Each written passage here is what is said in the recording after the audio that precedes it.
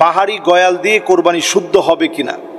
আসলে এই গয়াল, এই প্রজাতিটা আমাদের দেশে একসময় একেবারে বিলুপ্ত প্রায় এরকম হয়ে গিয়েছিল। সেখান থেকে এখন অনেক খামারিরা পাহাড়ি সেই গয়ালগুলোকে লালন পালন করছে এবং বেশ লাভজনক অবস্থায় তারা পৌঁছে গিয়েছে।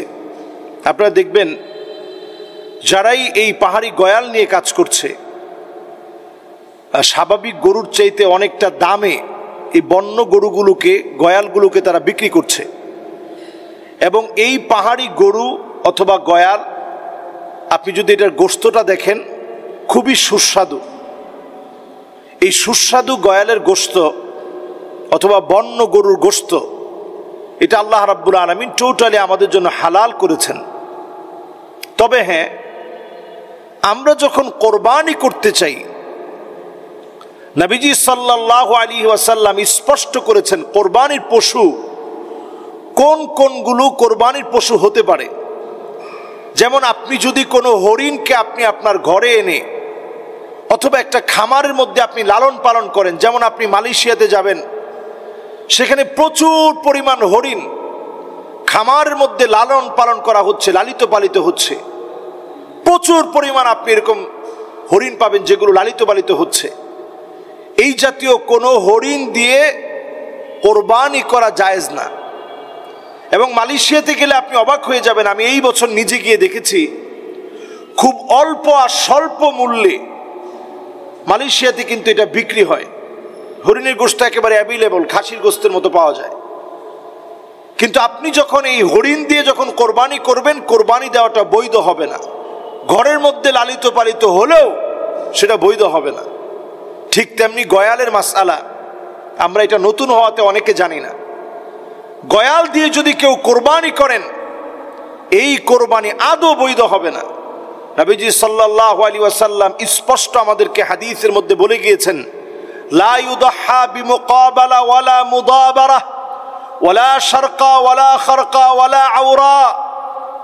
কোন কোন প্রাণী দিয়ে এবং প্রাণীর কি কি কোয়ালিটি থাকবে, বয়স কত হবে। গরুর বয়স 2 বছর হতে হবে, উটের বয়স 5 বছর হতে হবে, ছাগলের বয়স 1 বছর হতে হবে, বেড়া দুম্বা 1 বছরের হতে হবে। যদি 6 মাসেরটাও 1 বছরের মতো মনে হয়, আপনি এটি দিয়ে কোরবানি করতে পারবেন।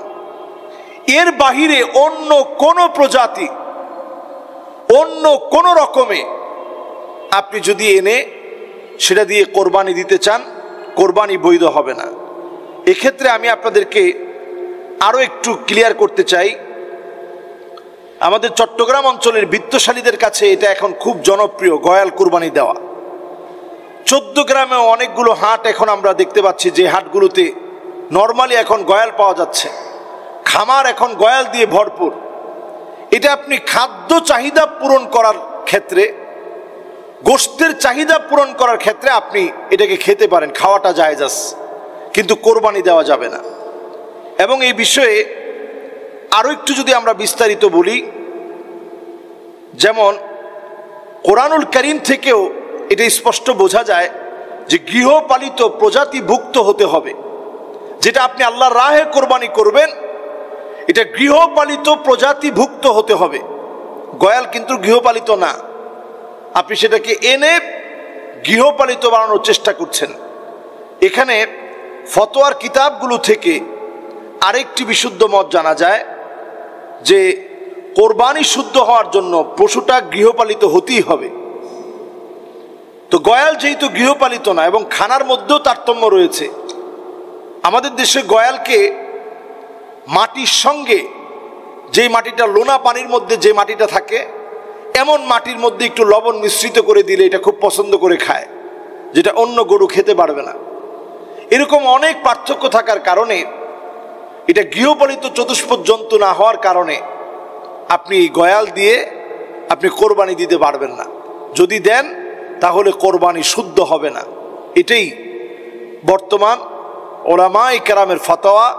কাজে আপনি কোরবানি শুদ্ধ করার জন্যে কত মূল্য দিয়ে কিনলেন, কি কিনলেন, এটা আল্লাহ দেখবে না।